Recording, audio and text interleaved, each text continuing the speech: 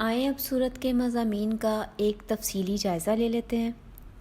اس صورت کے بالکل آغاز میں لوگوں کو مخاطب کر کے اللہ کا تقوی اختیار کرنے کا حکم دیا گیا اور تاکید کی گئی کہ اس اللہ سے ڈرو جس کا نام لے کر تم ایک دوسرے سے سوال کرتے ہو۔ اب اس کے دو مفہوم آتے ہیں، یعنی ایک تو جرنل ہو جائے گا، جیسے ہر لینگویج ہر کلچر میں اللہ کا واسطہ دیا جاتا ہے، جیسے اللہ کے واسطے یہ کام کرو، خدا را، اللہ کی خاطر، فار گاڈ سیک۔ مطلب جب انسان کے سارے ہیلے وسیلے ختم ہو جاتے ہیں تو وہ پھر اللہ کا واسطہ دیتا ہے کہ اللہ کی خاطر تو یہ کام کر دو، اللہ کی خاطر مجھے معاف کر دو، اللہ کے لیے میری مدد کر دو۔ اور دوسرا مفہوم اس کا یہ ہے کہ وہ اللہ جس کا نام لے کر تم لوگ رشتے بناتے ہو، یعنی نکاح کے بندھن میں بن جاتے ہو۔ دو نامحرم ہوتے ہیں، اللہ کا نام درمیان میں آتا ہے تو وہ محرم بن جاتے ہیں اور پھر کوئی پردہ درمیان میں نہیں رہتا۔ باقی تمام رشتہ داروں قرابت داروں کے مقابلے میں سب سے زیادہ قربت ہو جاتی ہے۔ اور ساتھ فرمایا گیا ان اللہ کان علیک رقیبا، یعنی اللہ تمہارا رقیب بن جاتا ہے، اللہ تم پر نگہبان ہے، تمہارے قریب ہے۔ تو اب اللہ کے نام کی لاج رکھو، اپنے آپسی معاملات کے حوالے سے اللہ سے ڈرو، اس کا تقوی اختیار کرو۔ اس کے بعد لین دین کے معاملات، حق مہر اور طلاق کے حوالے سے ضروری ہدایات ہیں اور کبیرہ گناہوں سے بچنے کی تاکید کی گئی ہے۔ کبیرہ گناہ وہ ہوتے ہیں جن پر حد جاری ہوتی ہو یا ان کے کرنے پر اللہ کی طرف سے لعنت آتی ہو یا پھر جہنم کی وعید ہو۔ اس حوالے سے عربی میں ایک جملہ بولا جاتا ہے کہ لیس الکبیرہ بالاستغفار ولیست الصغیرہ بالاصرار، کہ مطلب ہے اگر کوئی کبیرہ گناہ کرنے کے بعد اللہ سے استغفار کر لی جائے، اللہ سے معافی مانگ لی جائے تو وہ گناہ پھر کبیرہ نہیں رہتا، یعنی وہ کبیرہ کی کیٹیگری سے نکل جاتا ہے اور اللہ اسے معاف کر دیتے ہیں۔ اور ساتھ ہی یہ بتایا گیا کہ اگر کوئی صغیرہ یعنی چھوٹا گناہ کیا جائے لیکن بار بار کیا جائے، مطلب وہ عادت بن جائے، تو پھر وہ صغیرہ گناہ صغیرہ نہیں رہتا بلکہ کبیرہ بن جاتا ہے۔ اس سلسلے میں ایک بزرگ کا قول ہے کہ صغیرہ اور کبیرہ کے چکر میں کیوں پڑتے ہو، کہ یہ نہ دیکھو کہ نافرمانی کتنی کی ہے، تھوڑی کی ہے یا زیادہ کی ہے، بلکہ یہ دیکھو کہ نافرمانی کی کس کی ہے۔ بس یہ بات دل میں اتارنے کی ضرورت ہے، اور اسی کو اللہ کا تقوی کہتے ہیں، یعنی اللہ کا ڈر۔ اور ڈر بھی دو طرح کا ہوتا ہے، ایک سزا یا طاقت کا ڈر اور دوسرا محبت والا ڈر۔ مطلب جب آپ کو کسی سے محبت ہوتی ہے تو آپ وہ کام کرنے سے ڈرتے ہیں جو آپ کے محبوب کو برا لگے، یعنی جسے آپ پیار کرتے ہیں اس کی ناگواری اور ناراضگی سے ڈرتے ہیں کہ کہیں میرا یہ کام یا میری یہ بات اس کو بری نہ لگ جائے۔ الفاظ استعمال کرتے ہوئے بھی بڑے کیئرفل رہتے ہیں کہ کہیں کوئی ایسا لفظ منہ سے نہ نکل جائے جس کی وجہ سے محبوب کی محبت میں کمی کا اندیشہ ہو۔ جیسے مثال کے طور پر ہم اپنے ماں باپ کی فیلنگز کا احترام کرتے ہیں، یا دوسرے لفظوں میں کانشیس رہتے ہیں کہ کوئی ایسا کام نہ کریں جن سے ان کی عزت پر حرف آنے کا خدشہ ہو یا ان کا موڈ خراب ہونے کا خطرہ ہو۔ اسی طرح میاں بیوی وہ بھی ایک دوسرے سے محبت کی بنا پر ڈرتے ہیں، خاص طور پر شادی کے سٹارٹنگ کے ڈیز میں، جب ابھی ایک دوسرے کے مزاج سے اتنی واقفیت نہیں ہوتی اور فیلنگ کی بہت زیادہ اہمیت ہوتی ہے، تو اس وقت بھی دونوں پارٹنرز بہت کیئرفل ریئیکٹ کرتے ہیں کہ کہیں میری کوئی بات میرا کوئی رویہ دوسرے کو برا نہ لگ جائے۔ بالکل ایسا ہی محبت والا ڈر تقویٰ کہلاتا ہے، یعنی انسان ایسے تمام کاموں سے بچنے کی کوشش کرے جو اللہ کو ناپسند ہوں۔ پھر آگے چل کے طلاق کے آداب اور مناسب طریقہ بیان فرمایا گیا کہ اگر میاں بیوی کی آپس میں کوئی ناچاکی ہو جائے تو سب سے پہلے ایک دوسرے سے بات کریں، ایک دوسرے کو سمجھائیں، جو غلط فہمی ہو گئی ہے اسے کلیئر کریں، اور اگر پھر بھی مشکل حل نہیں ہو رہی تو خاوند کو کہا گیا کہ روٹ کے دیکھ لو، اپنا بستر الگ کر لو، اور اگر پھر بھی پرابلم سالو نہیں ہو رہی تو پھر ایک حکم یعنی ایک بزرگ سمجھدار آدمی بیوی کے خاندان سے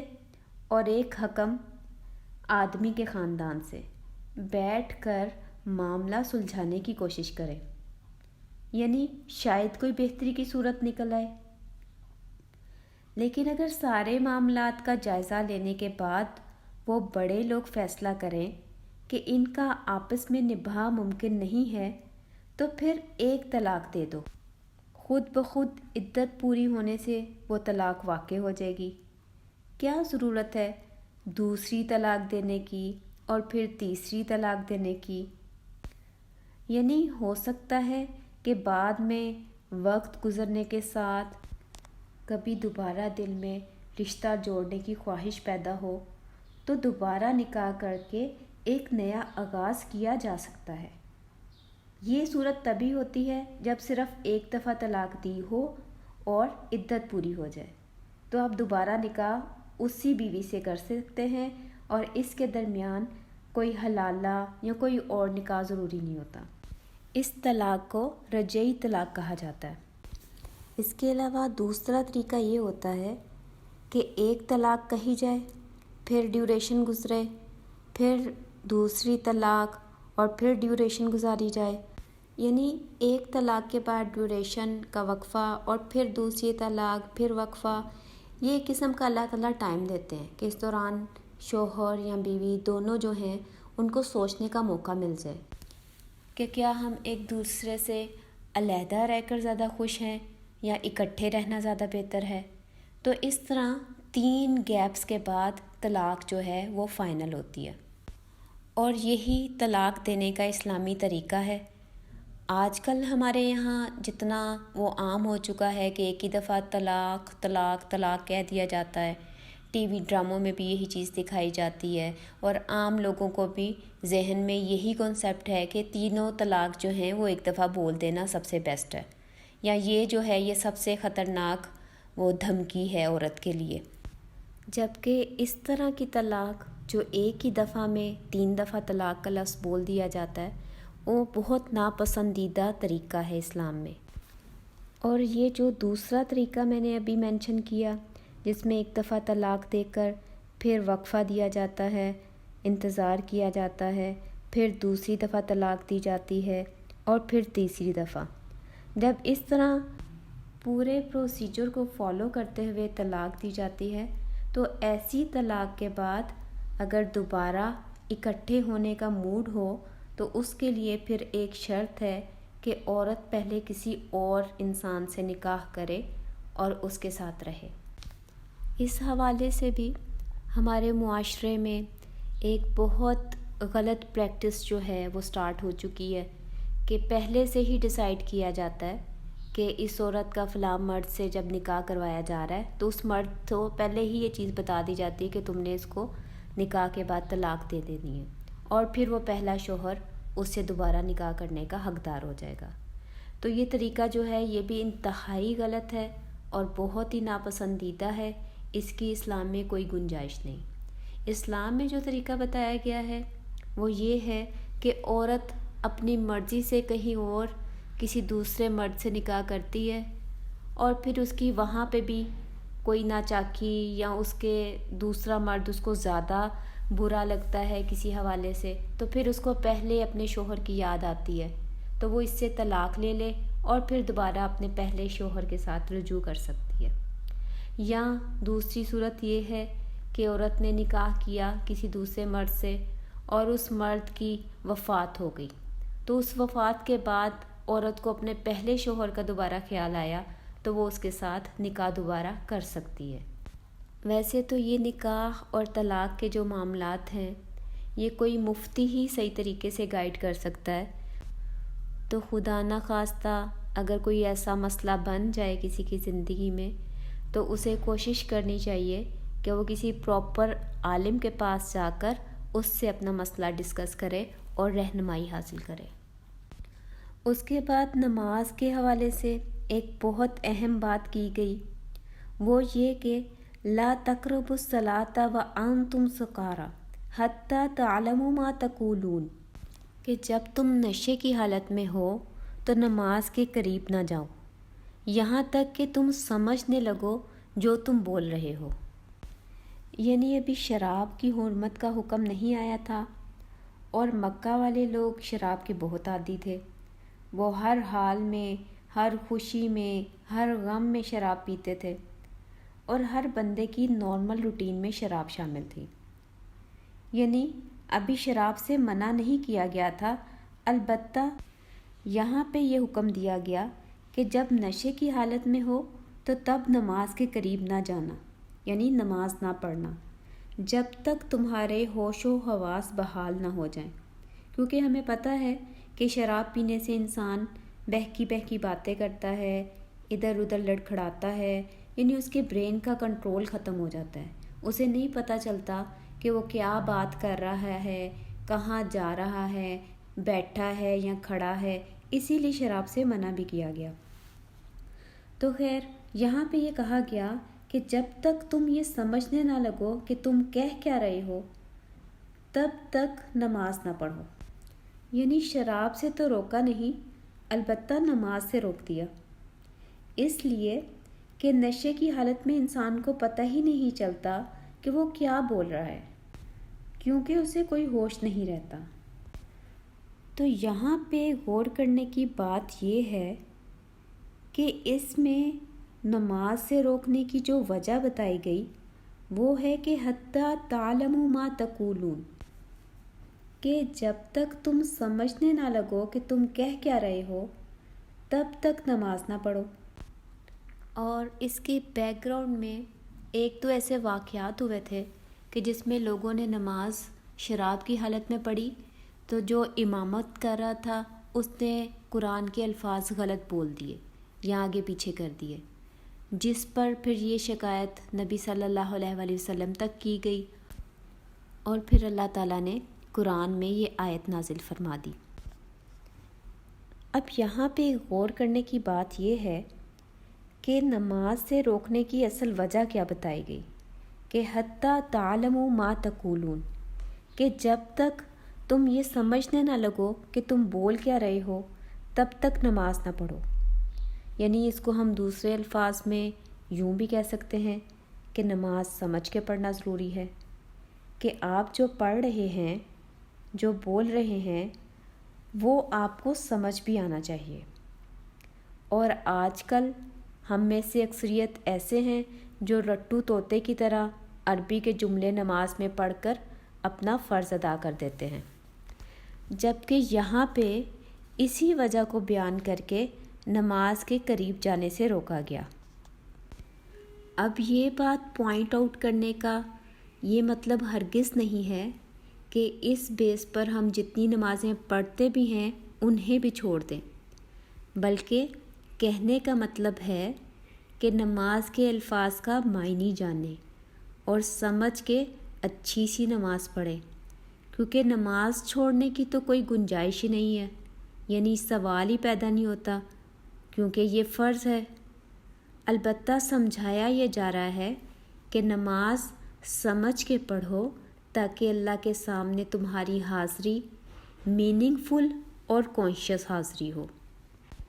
اسی طرح نبی صلی اللہ علیہ وآلہ وسلم کی ایک حدیث ہے، لَکَ مِن صَلَاتِکَ مَا عَقِلْتَ مِنْہَا، کہ تمہاری نماز میں تمہارا اتنا ہی حصہ ہے جتنا تم نے سمجھ کے پڑھا۔ تو اس حدیث سے ہمیں یہ پتہ چلتا ہے کہ ہماری اصل نماز اتنی ہی کاؤنٹ ہوگی جتنی ہم نے پورے ہوش و حواس اور سمجھ کے پڑھی۔ یعنی جو ہم اللہ کے حضور کہہ رہے ہیں اس کا ہمیں پتہ تو ہو کہ ہم کہہ کیا رہے ہیں۔ جیسے ہم عام زندگی میں کسی کے بارے میں کہتے ہیں کہ اس نے تو بغیر سوچے سمجھے یہ کہہ دیا، تو اس کی بات کو ہم کوئی اہمیت نہیں دیتے، یعنی وہ اپنی اس بات کے بارے میں سیریس نہیں ہے، یا اس کی وہ بات حقیقت پر مبنی نہیں ہے۔ اس کے علاوہ ایک اور جملہ جو ہم استعمال کرتے ہیں کہ تمہیں پتہ ہے کہ تم کیا بول رہے ہو، یعنی انسانوں سے گفتگو کرتے ہوئے بھی آپ کی وہی بات قابل اعتماد ہوتی ہے یا قبول کی جاتی ہے جو آپ سوچ سمجھ کے بولیں۔ تو پتہ نہیں نماز کو ہم اتنا ہلکا کیوں لیتے ہیں، حالانکہ اس میں تو ہمیں زیادہ اٹینٹیو اور کانشیس ہونا چاہیے۔ اس حوالے سے سورہ مریم کی ایک آیت میرے ذہن میں آ رہی ہے، آیت نمبر 59، فَخَلَفَ مِن بَعْدِهِمْ خَلْفٌ أَضَاعُوا الصَّلَاةَ، جس کا ترجمہ ہے کہ ان کے بعد کچھ ایسے ناخلف لوگ آئے جنہوں نے نماز کو ضائع کر دیا، یعنی نماز کا جو اصل مقصد تھا اسے بھلا دیا، مطلب اس کی اصل روح کو سپوائل کر دیا۔ حالانکہ رسول صلی اللہ علیہ وآلہ وسلم نے نماز کو مومن کی معراج کہا ہے۔ اب معراج کیا تھی؟ یہ وہ واقعہ ہے جب نبی صلی اللہ علیہ وآلہ وسلم کو 7 آسمانوں کا سفر کروایا گیا اور ان کی اللہ سے بالمشافہ ملاقات ہوئی۔ جنت اور دوزخ کے منظر انہوں نے اپنی آنکھوں سے دیکھے، اور اللہ نے اس ملاقات میں نبی صلی اللہ علیہ وآلہ وسلم کو 5 نمازوں کا تحفہ دیا۔ یعنی اللہ نے اپنے عام بندوں سے ملاقات کے لیے انہیں 5 موقع روزانہ کی بنیاد پر عطا فرما دیے، 5 اپرچونٹیز آن ڈیلی بیسس۔ ذرا سوچیں کتنی بڑی فیور ہے، اللہ کا کتنا بڑا احسان ہے جو اللہ نے ہمیں نماز کی شکل میں دیا۔ چلیں آئیں اس کو زندگی کی ایک عام مثال سے سمجھنے کی کوشش کرتے ہیں۔ مثلاً آپ نے کسی بڑے آدمی سے ملنا ہے تو آپ کو اس کے لیے پہلے اپوائنٹمنٹ لینی پڑے گی۔ مثال کے طور پر کوئی منسٹر ہے، ایکسپرٹ ہے یا میڈیکل اسپیشلسٹ ہے تو کئی دفعہ آپ کو 3-4 مہینے بعد کی اپوائنٹمنٹ ملتی ہے، کیونکہ ان کے پاس ٹائم ہی نہیں ہوتا، اور ہم بڑی کوشش سے منت سماجت کر کے یا کسی ریفرنس کے ذریعے 1 مہینے کی کوئی ڈیٹ لیتے ہیں، تو پھر اس ڈیٹ کو ہم 2-3 جگہ پر ریمائنڈر کے طور پر نوٹ کر لیتے ہیں، کیونکہ یہ میٹنگ ہمارے لیے بہت اہم ہے اور اتنی تگ و دو کے بعد جو ملی ہے۔ تو جب ہم یہ اپوائنٹمنٹ لیتے ہیں تو ساتھ ہی وہ سیکٹری ہمیں یہ بھی بتا دیتا ہے کہ اس ٹائم سے پہلے وہاں پہنچ جائیے گا، اگر کسی وجہ سے آپ لیٹ ہو گئے تو اپوائنٹمنٹ کینسل ہو جائے گی اور پھر دوبارہ 3-4 مہینے بعد باری آئے گی۔ تو نہ صرف اپوائنٹمنٹ لینے میں ٹائم لگتا ہے یا مشکل پیش آتی ہے، اس کے علاوہ ایک اچھی خاصی فیس بھی دینی پڑتی ہے۔ اور اب یہاں دیکھیں کہ خالق کائنات، تمام جہانوں کا مالک، دن میں 5 دفعہ خود آپ کو اذان کے ذریعے بلاتا ہے کہ آؤ میرے سے مل لو، اور اگر کوئی مسئلہ ہے، کوئی مشکل ہے، پریشانی ہے تو میرے سے شیئر کرو، میں اسے حل کروں گا۔ تمام مسائل کے لیے صرف ایک ہی جگہ، ایسی ہستی جو ہر چیز پر قادر ہے اور جو بہت کریم ہے، رحیم ہے، الشافی ہے، غفور ہے۔ یہاں نہ تو کوئی انتظار ہے اور نہ کوئی فیس، اور اس کا در ہر وقت کھلا ہے، وہ بھی بالکل فری۔ اس کے علاوہ ایک اور بات کہ دنیاوی ایکسپرٹ کے پاس جب ہم علاج کے لیے جاتے ہیں تو وہ پہلے ہمیں 10-15 قسم کے ٹیسٹ لکھ دیتا ہے کہ فلاں فلاں ٹیسٹ کروا کے رپورٹ لے کر آئیں میرے پاس، جس کے لیے ہمیں بلڈ کے لیے کسی اور جگہ جانا پڑتا ہے، ایکس رے وغیرہ کے لیے کسی دوسری لیب میں دھکے کھانے پڑیں گے، شوگر کے لیے علیحدہ ڈپارٹمنٹ ہے، کڈنی کے لیے سیپریٹ سینٹرز ہیں، اور پھر جیبیں بھی جھاڑنی پڑیں گی۔ اس کے برعکس اللہ کے دربار میں ایک ہی جگہ سارے مسئلوں کا حل مل سکتا ہے، لیکن ہم اسے فور گرانٹیڈ لیتے ہوئے فائدہ ہی نہیں اٹھاتے۔ اللہ سے دعا ہے کہ اللہ ہم سب کو نماز سمجھ کے پڑھنے کی توفیق عطا فرمائے اور اس کی اصل اہمیت اور مقصد ہمارے دلوں میں کلیئر کر دے، آمین۔ اس کے بعد 2 اور باتوں کا تذکرہ ہے۔ نمبر 1 رسول کا ادب، نمبر 2 شرک کی مذمت۔ یہود کا یہ طرز عمل تھا کہ وہ بظاہر تو ایمان لے آئے تھے، لیکن مختلف طریقوں سے وہ نبی صلی اللہ علیہ وآلہ وسلم کو نیچا دکھانے کی کوشش میں لگے رہتے تھے۔ کبھی ایسے الفاظ استعمال کرتے جو رسول صلی اللہ علیہ وآلہ وسلم کے لیے مناسب نہ ہوتے، یا کبھی ایسا لہجہ یا اچھے الفاظ کو اس طریقے سے ادا کرتے کہ اس کا مفہوم غلط بن جاتا۔ تو مسلمانوں کو ایسے الفاظ استعمال کرنے سے منع کر دیا گیا، یعنی کوئی بھی ایسا لفظ یا عمل جس میں رسول صلی اللہ علیہ وآلہ وسلم کی شان میں گستاخی کا گمان بھی ہونے کا چانس ہو، اس سے بھی چھوڑ دو۔ یہاں پہ جس واقعے کی طرف اشارہ ہے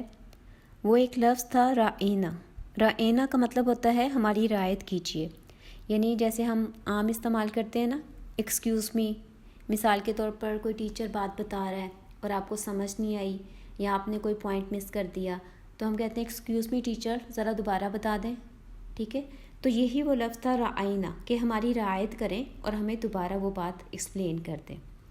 تو یہ یہودی کیا کرتے تھے کہ اس لفظ کو رعینا کر کے بولتے تھے، یعنی عین بنا کر بولتے تھے، اور اس کا مطلب ہوتا ہے رائی کہتے ہیں چرواہے کو، تو رعینا ہمارے چرواہے، یعنی وہ رسول صلی اللہ علیہ وآلہ وسلم کو